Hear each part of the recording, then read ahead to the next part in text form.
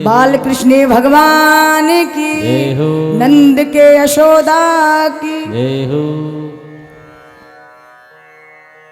इस प्रकार से नंद भवन में बहुत सुंदर बधाइयां चल रही हैं और नंद बाबा कुछ बधाइयां लेकर के वर्षिक लेके मथुरा जाते हैं। रास्ते में वसुदेव जी और देवकी मैया मिल जाती हैं। वसुदेव जी ने जैसे ही नंद बाबा को देखा, नंद बाबा ने कहा, हाय भैया, मैंने सुना है महाराजा कंस ने तुम्हारे सभी पुत्रों को मार दिया है, वध कर दिया है। आप चिंता ना कीजिए। नंद बाबा कहते हैं, आप चिंता ना कीजिए, अरे मेरो लाला भी तुम्हारो ही लाला है। वसुदेव जी ने कहा, बिल्कुल बिल्कुल। मैंने कब कहा कि मेरो लाला ना है? अरे वो भी मेरो ही लाला है। इस प्रकार से सुखदेव जी महाराज कहते हैं, राजन, ब्रज में बहुत सुंदर सुंदर बधाइयां चल रही हैं। 8 दिन हो गए। यहाँ पर महाराजा कंस ने आपत्कालीन सभा बुलाई और कहा सैनिकों से, जितने भी गोकुल में 1 महीने में जन्मे हुए बालक हैं सभी को मारे आओ, उनका वध कर दो जाकर के। सैनिकों ने कहा, ये बताइए एक एक घर में किस किस बालक को खोजेंगे कि कहां कहां जन्म लिया है। इतने में पूतना आ जाती है। सुखदेव जी महाराज कहते हैं, राजन, जब पूतना आई तो पूतना ने कहा, भैया ये कार्य मैं कर दूंगी। महाराजा कंस ने कहा, अरे पूतना, तेरे इतने बड़े बड़े दांत हैं, तू काली काली है, राक्षसनी है, तू ये कार्य कैसे करेगी? और तू नहीं कर सकती। तुझे ब्रज में कोई नहीं जाने देगा, घुसने ही नहीं देगा ब्रज में। तू करेगी तो बाद में। कहा, भैया मैं सुंदर सा स्वरूप बना करके गोकुल धाम में जाऊंगी और अपने स्तनों में जहर लगा करके उस कन्हैया को पान करा दूंगी और उसकी मृत्यु हो जाएगी। सुखदेव जी महाराज कहते हैं, भगवान 8 दिन के हुए और पूतना मौसी पहुंच गई। भगवान की बधाइयां चल रही, कभी कोई गोपी आ रही, कभी कोई गोपी आ रही। जैसे ही पूतना सज धज के गई तो मैया यशोदा ने देख लिया और गोपियों ने कहा, अरे बहन, या कौन है? या को तो कभी देखो ही ना है ब्रज में। गोपी के एक दूसरे से वार्तालाप करती हैं, अरे तुझे ना है पतो, ये नंदरानी की बचपन की सहेली है। जब नंदरानी ने देखा तो पहचाना नहीं नंदरानी ने और कहा, अरे बहन नंदरानी, बधाई हो। पूतना ने कहा, नंदरानी ने कहा, बधाई हो बधाई हो। अरे बहन, मैंने सुनो तेने छोरे को जन्म दियो, तुम्हें बधाई देने के लिए चली आई। नंदरानी ने कहा, बहन तूने ठीक ही सुनो, अरे मेरो छोरो ना है, तेरो ही छोरो है। इस प्रकार से पूतना ने कहा, ए बहन यशोदा कहाँ है? लाला कहाँ है? और मैया यशोदा ने कहा, वो देख मैंने अभी पालनी में सुला दिया है और मैया यशोदा बधाई चल रही हैं और उनमें व्यस्त हैं। और पूतना ने जाकर के लाला को जिस वक्त देखा तो भगवान ने नेत्र बंद कर लिए। सुखदेव जी महाराज कहते हैं राजन, जिस प्रकार से भगवान ने पूतना को देखा तो नेत्र बंद कर लिए। कहा महाराज भगवान ने नेत्र बंद क्यों किए पूतना को देख करके? वृंदावन के संतों ने कई मत निकाले इस बात के, अपने अपने। किसी ने कहा कि भगवान ने इसलिए नेत्र बंद कर लिए कि ये राक्षसनी है,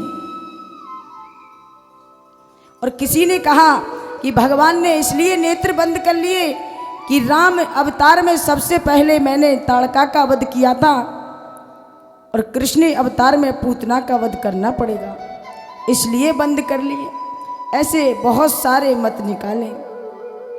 पूतना धीरे से जाती है, भगवान को अपनी गोदी में उठा करके स्तनपान कराने लगती है। जब महाराज स्तनपान कराने लगती है तो भगवान भी बढ़िया आराम से गुटुर गुटुर स्तनपान करते हैं। थोड़ी देर तो पूतना मौसी भगवान को दूध पिलाती है, और जैसे समय बीतता जाता है और प्राण अवरुद्ध होने लगते हैं, भगवान ने सोचा कि मेरे अंगना में मेरे जन्म की बधाइयाँ चल रही हैं, अगर यहाँ मैंने पूतना को मारा तो सारी बधाइयाँ रुक जाएंगी और ठीक नहीं होगा। भगवान पूतना को उड़ा के ले गए और पूतना ऊपर से गिरी धड़ाम। भगवान ने पूतना का वध किया तो पूतना को ऊपर से गिराया।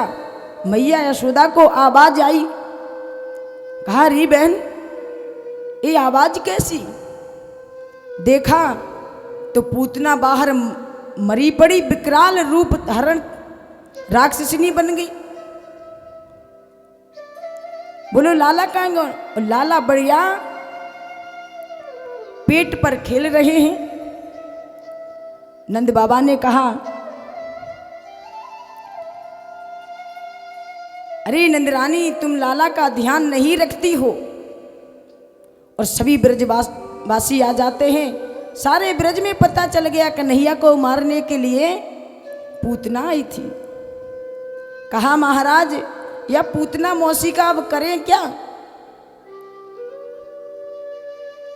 सुखदेव जी महाराज कहते हैं राजन, पूतना का इतना विकराल शरीर हुआ, ऐसी राक्षसनी हुई कि 18 किलोमीटर चौड़ाई में और 18 किलोमीटर लंबाई में शरीर पड़ा हुआ है। सभी ब्रजवासियों ने कहा, यानी तो मथुरा वृंदावन का रास्ता ही जाम कर लिया, कहाँ से जाएंगे महाराज, इसका करें क्या पूतना का? तब नंद बाबा ने कहा, अपने अपने घर से हथियार लेकर आओ। तो कोई कुल्हाड़ी लेकर आया, कोई फावड़ा लेकर आया और पूतना के टुकड़े टुकड़े किए। पूतना के टुकड़े टुकड़े करके पूतना को जलाया। सुखदेव जी महाराज कहते हैं राजन, जब पूतना को जलाया तो सारे ब्रज मंडल में खुशबू ही खुशबू आ गई, बढ़िया सुगंध आई। बोले महाराज वो तो राक्षसनी थी, उसके शरीर से खुशबू कैसे निकली? सुखदेव जी महाराज कहते हैं राजन, जिस व्यक्ति ने भगवान को स्पर्श कर लिया और भगवान ने पूतना का स्तन पान किया, तो बताइए भगवान ने छू लिया तो उसके शरीर से दुगंध निकलेगी क्या सुगंध निकलेगी? अरे पापी से पापी व्यक्ति होगा और उस व्यक्ति के लिए भगवान छू लेंगे, भगवान स्पर्श कर लेंगे तो उसका तो उद्धार ही हो जाएगा। और सुखदेव जी महाराज कहते हैं, जो गति जो जगह मैया यशोदा की थी भगवान ने पूतना को दे दी, वह जगह पूतना को मिल गई। इस प्रकार से सुखदेव जी महाराज कहते हैं राजन, पूतना आई अब भगवान का नामकरण हुआ।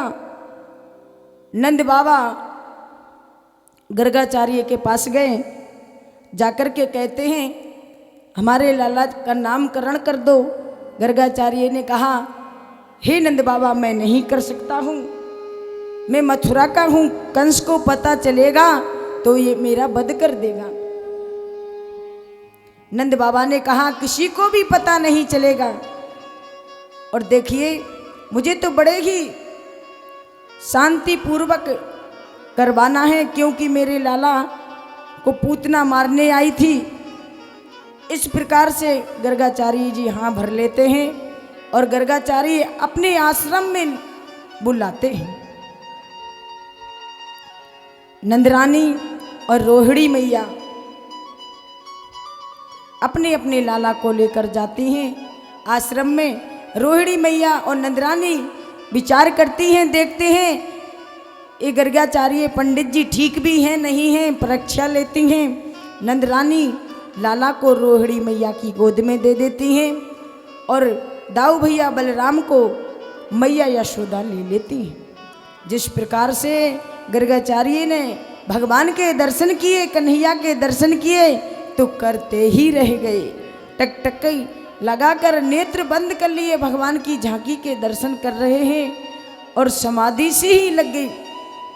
मन में विचार करने लगे हे प्रभु आज मैं धन्य हो गया, मेरी पूजा सार्थक हो गई, मेरा जप तप हवन सब कुछ सार्थक हो गया। आज परमपिता परमेश्वर भगवान के दर्शन